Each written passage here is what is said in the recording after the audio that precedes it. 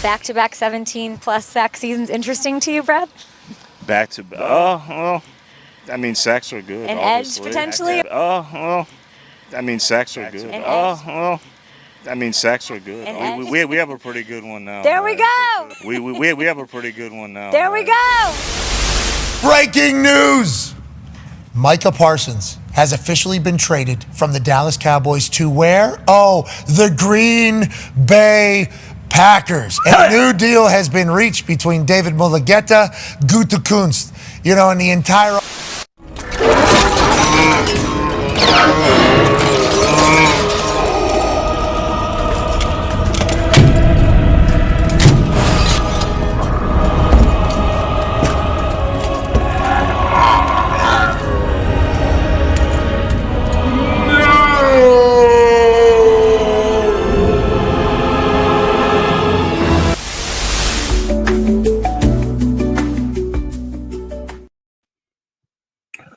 What up, everybody, and welcome back to another episode of Full Metal Analysis.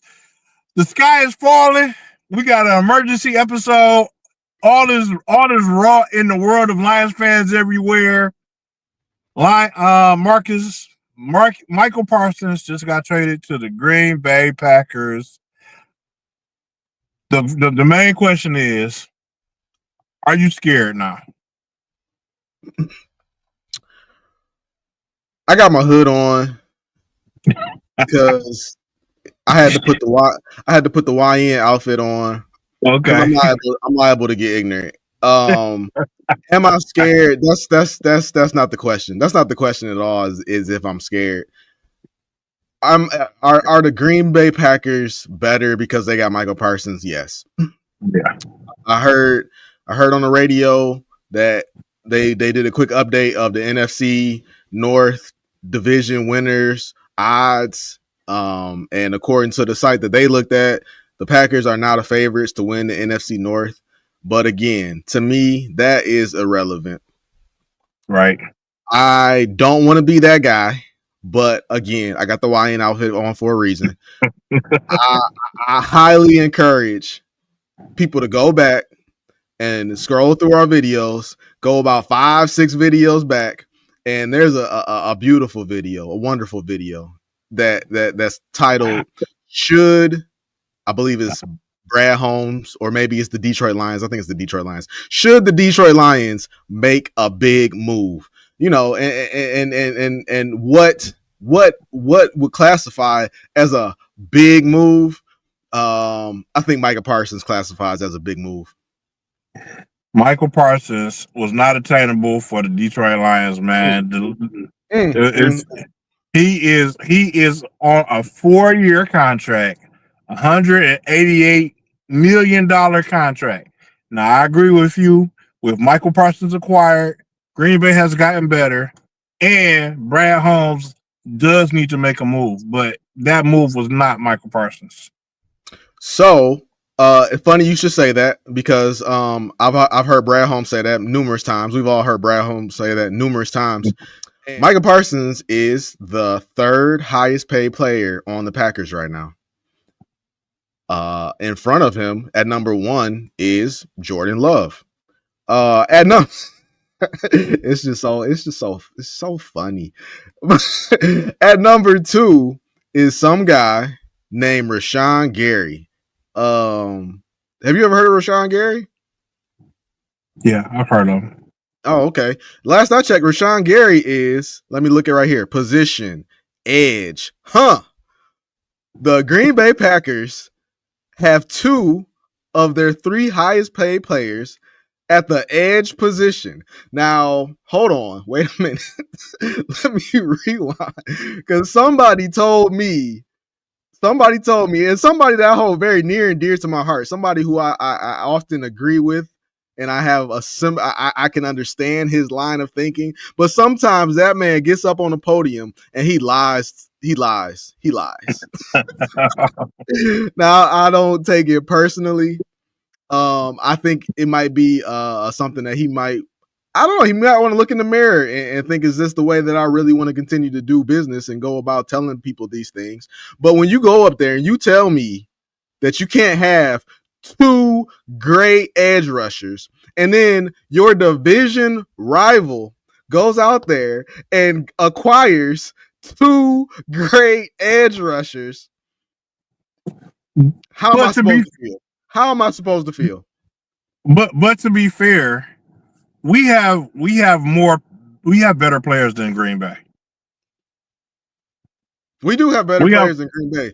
Maybe it would be better. Maybe it'd be more fair to say that we have higher paid players than Green Bay. No, I think we got better players than Green Bay. We have more players to pay than Green Bay has. A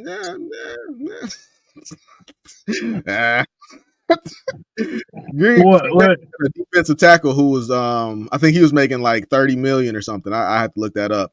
But our highest players, our 3 highest paid players are our quarterback, our number 1 wide receiver, and our star tackle is Goff, St. Brown, and Penei Sewell. Those are our 3 highest paid tackle. Penei Sewell is actually 7th. You are right though. It is a tackle who is the 2nd highest paid, and that's Taylor Decker.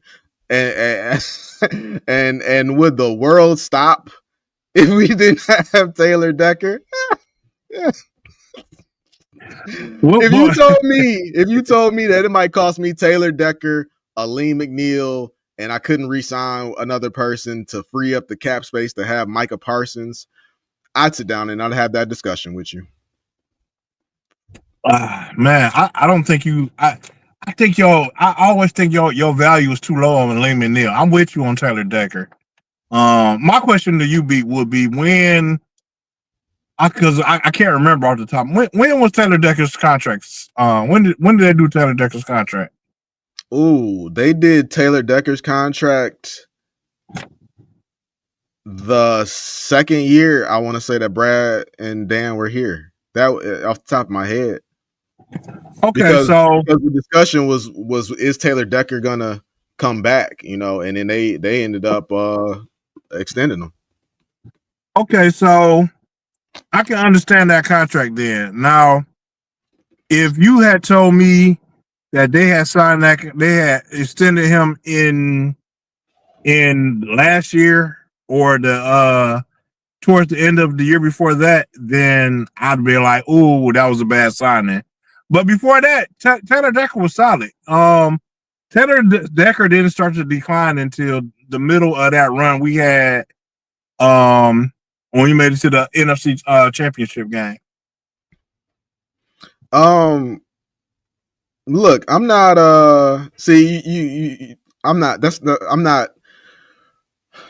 I'm not saying that Taylor Decker. But that's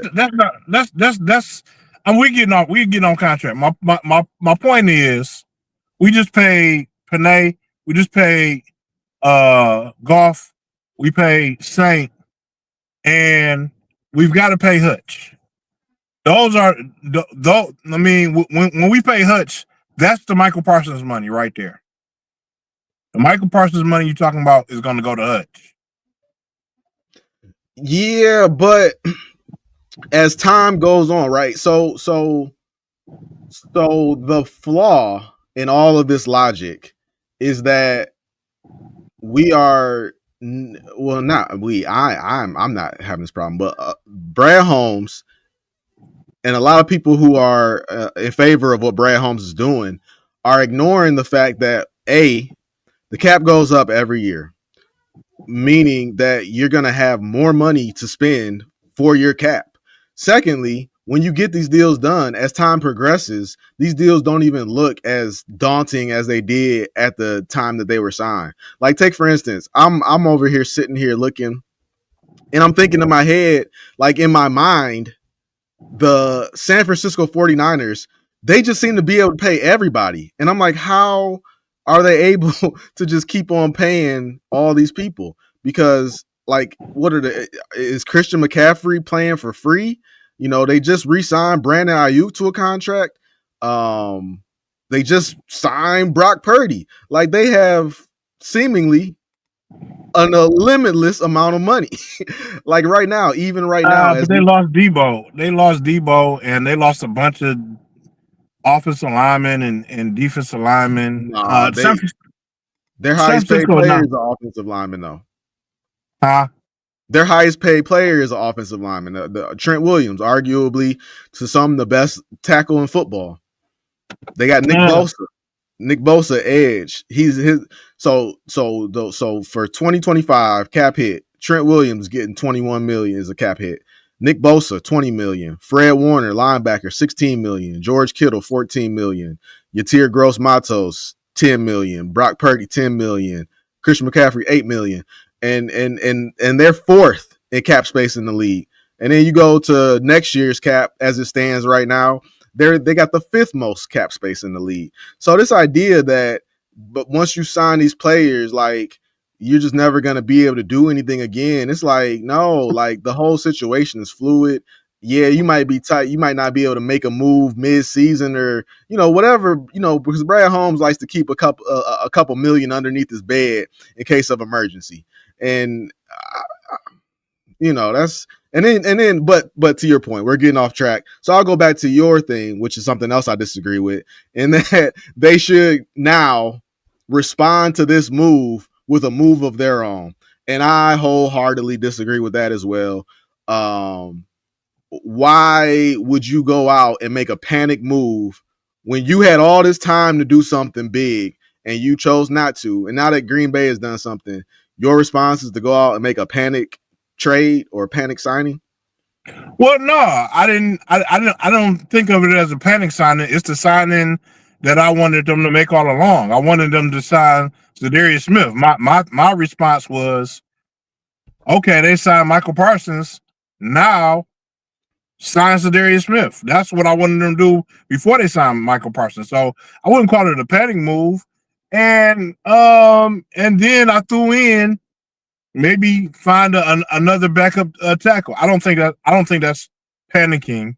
You know what I'm saying? And you don't really lose anything for it. Well, but if you're gonna, well, yeah, I guess if you're doing a backup, then you're just looking for depth. But you only got one spot left on the roster, as Brad so eloquently stated. And then as far as Zadarius Smith, I don't think we're signing Zadarius Smith. To your point, we've had all this time to sign Zadarius Smith. People moved the goalpost and said that the rumor, it wasn't even people. Brad Holmes put that out there. Well, Brad Holmes put out a clouded message, a veiled message saying that, that people interpreted as, well, Zadarius Smith don't want to do training camp.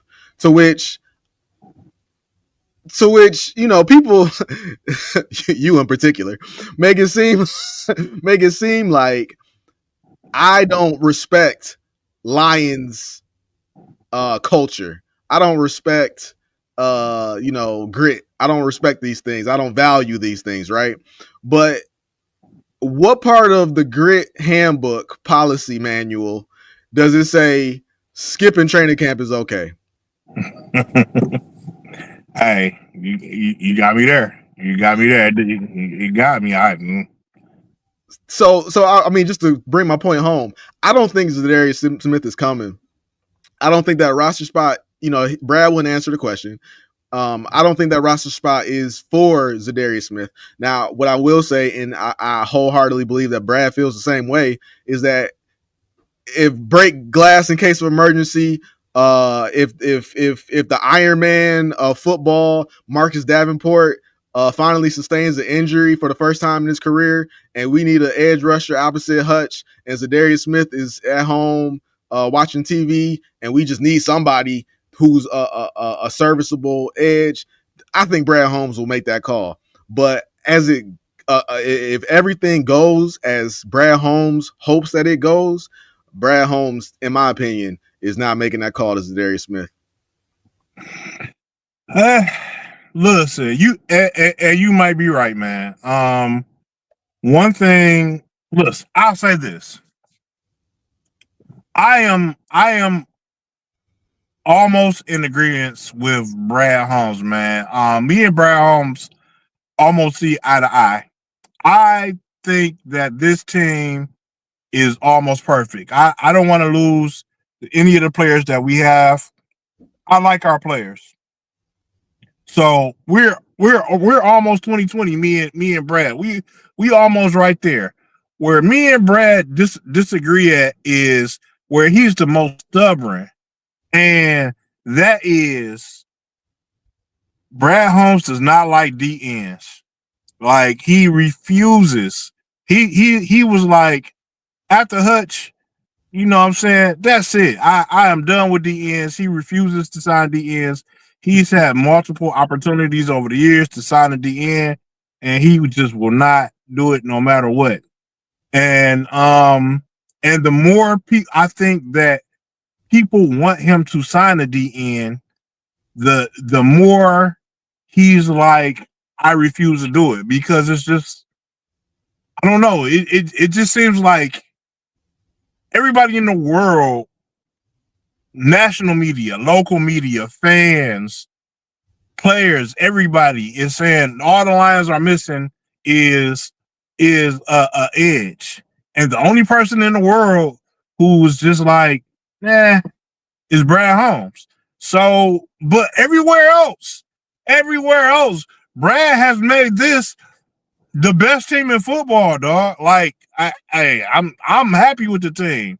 We just missing this one missing link for me to say our team is perfect. Nothing you said was wrong, but I'm just going to take it a step further. And this is me talking that sometimes, right? You know, you meet a girl, right? You meet a girl and everything about her is just beautiful. You know, you like, oh my God, this girl is perfect. But, you know, she don't brush her teeth. and you like, well, man, but I mean, it's you looking, you like, well, but that's easy though, right? That's what you talk yourself, you know, you hype yourself up, you lie to yourself. Like, we could fix that. All she got to do is brush her teeth, and you fight past it, and you even convince her to brush her teeth, right? And now you're like, yeah, okay, cool. But you don't acknowledge the fact that she's gotten all the way through life to this point, and she hasn't been brushing her teeth. Like, what? And then come to find out, once you spend more and more time with her, it's not just brushing her teeth. It's more to it. It's a whole underlying issue with this woman, and you should have seen it. You know, you start the story out like, hey, man, yeah, when I first got with her, she didn't brush her teeth. And then you keep on going with the story, but your boy cut you off like, bro, what? She didn't brush her teeth? And you kept going?